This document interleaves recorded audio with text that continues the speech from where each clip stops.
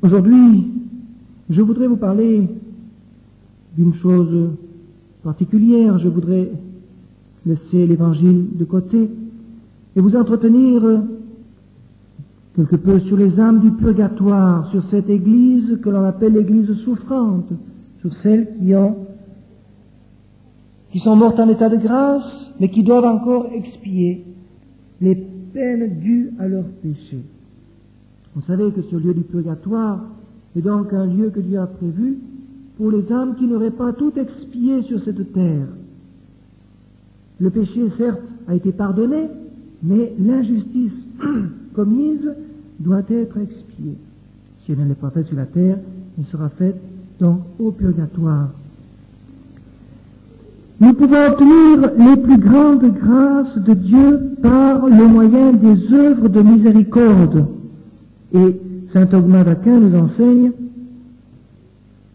que la miséricorde envers les fidèles trépassés est plus agréable à Dieu que celle exercée envers les vivants. Saint François de Sales nous dit: dans cette seule œuvre de miséricorde envers les âmes, du purgatoire donc, sont renfermées les 13 autres œuvres de la miséricorde, corporelle ou spirituelle. Et le cardinal Bellarmin, lui, prêcha publiquement que celui qui intercède pour les âmes du purgatoire et leur fait du bien accomplit une plus grande œuvre que s'il faisait les plus riches largesses à un pauvre de ce monde. Un jour, notre Seigneur était apparu à la vénérable Marie Lastase et il lui dit: tu ne saurais faire rien de plus agréable à Dieu que de venir au secours de ces âmes du purgatoire.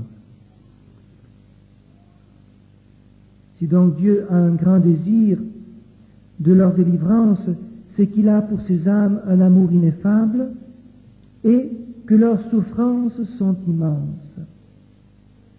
Aucune langue humaine ne peut exprimer la douleur que doivent endurer ces âmes au purgatoire. Saint Thomas et saint Augustin nous disent que le moindre tourment du purgatoire est plus grand que la plus cuisante douleur sur la terre, excepté, bien sûr, celle que notre Seigneur Jésus-Christ a voulu endurer pour nous ici-bas. Sainte Marie-Madeleine de Pasis eut un jour la vision des souffrances des âmes du purgatoire. Et ensuite elle dit, eh bien que toutes les souffrances et tous les tourments des martyrs et le plus grand feu sur la terre semblent un jardin de délices en comparaison des peines du purgatoire.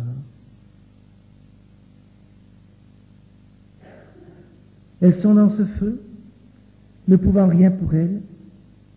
Elles ont faim de Dieu, elles ont soif de Dieu, elles ont la fièvre de Dieu. Bien sûr, nous ne pouvons pas comprendre parce que notre connaissance de Dieu est bien inférieure à celle des âmes du purgatoire. Elles se rendent compte, et donc cette séparation avec Dieu leur cause une peine terrible, d'une part, mais d'autre part, les peines des sens qu'elles endurent dans le purgatoire. Aucun pauvre n'a autant besoin de l'aide d'autrui que ces âmes qui sont complètement hors d'état de céder elles-mêmes. Elles ne peuvent ni faire pénitence, ni mériter, ni satisfaire, ni gagner d'indulgence. Elles ne peuvent plus rien pour elles. Elles ne peuvent qu'attendre passivement qu'un jour elles puissent être délivrées.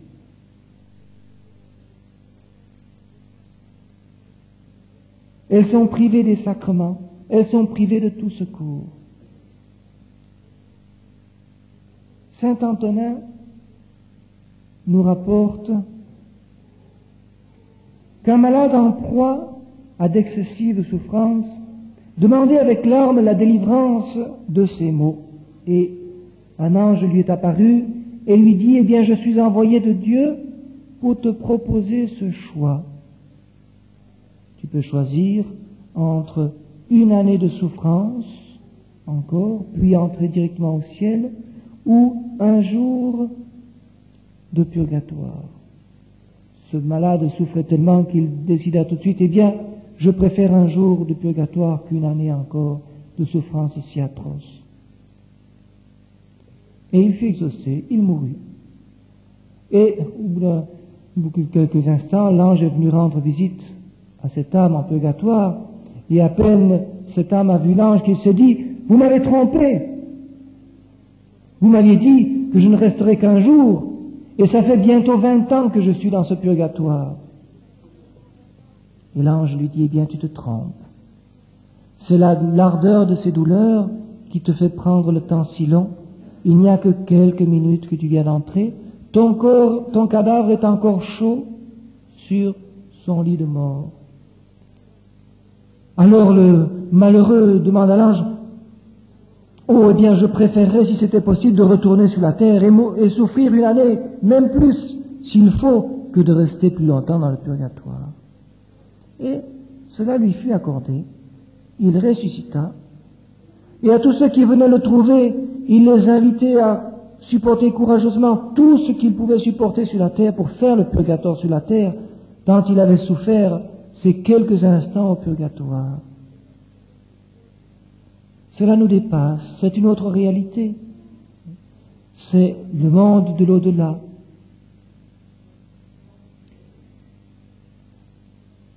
Puisque Dieu aime tant les âmes du purgatoire et désire leur délivrance et que leurs souffrances sont si terribles, Dieu accorde des grâces toutes particulières à ceux qui viennent en aide à ces âmes du purgatoire. De nombreuses âmes ont obtenu des grâces insignes pour avoir prié pour ces âmes du purgatoire. Grâce de sanctification. Je ne sais pas si vous avez eu l'occasion de lire ce petit ouvrage, le manuscrit du purgatoire, que je vous recommande vivement. Eh bien, on voit là cette religieuse qui est apparue à sa supérieure, comment cette religieuse l'a sanctifiée, et en échange, cette religieuse priait pour la délivrance et le soulagement de cette âme. Eh bien, ces âmes du purgatoire peuvent beaucoup pour notre sanctification. Le père Alphonse Cortési, jésuite, avait longtemps à combattre de violentes tentations contre la pureté. Il avait employé tous les moyens qu'il connaissait pour essayer de lutter contre ces tentations sans pouvoir y arriver. Alors un jour, il s'est adressé à la très sainte Vierge Marie en la suppliant de le délivrer de cette tentation. Et la Sainte Vierge lui a dit, eh bien, prie pour les âmes du purgatoire, délivre-les et tu seras délivré. Et en fait, après cela, il fut délivré de ces violentes tentations. Oui, mes bien chers fidèles, il faut que nous ayons une dévotion envers ces âmes du purgatoire. Elles font partie de la communion des saints. Ce sont des âmes qui sont assurées du ciel. Elles iront un jour au ciel. Eh bien, tâchons de nous faire des amis dans le ciel, de celles qui s'occuperont de nous, qui nous obtiendront de nombreuses faveurs. Une fois auprès du bon Dieu, elles intercéderont pour nous et n'oublieront pas le bienfaiteur. Et que pouvons-nous donc faire pour ces âmes du purgatoire? Eh bien, nous pouvons offrir toutes nos œuvres, tous nos mérites, bien sûr, par l'intermédiaire de la très sainte Vierge Marie qui saura à qui faire profiter. Nos messes, qui sont les moyens les plus puissants pour la délivrance des âmes du purgatoire. Nos messes, nos communions, et puis, d'après ce que disent les âmes du purgatoire, le chemin de la croix serait le moyen le plus efficace après la messe. Le chapelet en commun, le rosaire, les aumônes, et bien sûr gagner les indulgences. Les indulgences plénières appliquées aux âmes purgatoires les délivrent, même si elles devaient rester encore 20 ou 30 ans en purgatoire, elles les délivrent de ce feu. Et des indulgences plénières, nous pouvons gagner tous les jours. Par exemple, le chapelet en commun, pas le chapelet seul. Le chapelet en commun, ou en famille, ou devant le Saint-Sacrement, nous vaut une indulgence plénière. et que nous serions bien pas malins de ne pas profiter, de délivrer ces âmes. Mettons-nous un peu à leur place. Le chemin de croix aussi nous vaut une indulgence plénière, ou la lecture pieuse de la Sainte Écriture pendant une demi-heure, avec foi, aussi nous vaut une indulgence plénière. Mais il y a aussi toutes ces indulgences partielles que nous pouvons gagner à tout instant dans la journée, par des actes d'amour, par des actes de foi, par des actes de conformité à la volonté du bon Dieu, par l'acceptation de tout ce qui nous arrive, des difficultés, des épreuves, des contrariétés. Tout cela va des indulgences partielles. Il faut bien sûr offrir.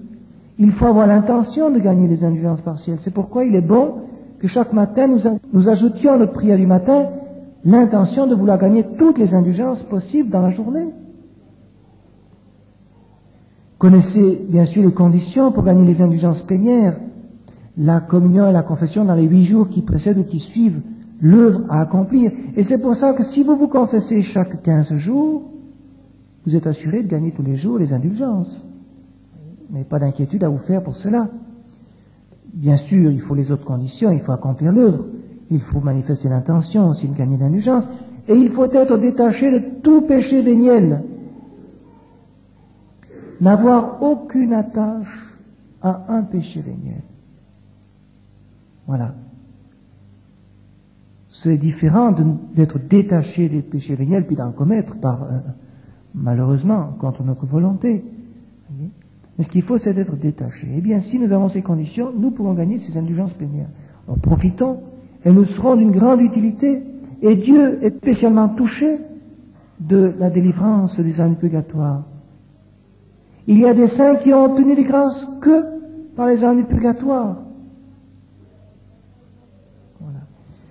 Quelques considérations, mais bien chers fidèles, qui doivent nous inviter à avoir cette dévotion envers les âmes du purgatoire. Ce mois leur est consacré. Nous avons profité au début de ce mois par la visite des cimetières. Eh bien, profitons encore tous les jours de notre vie.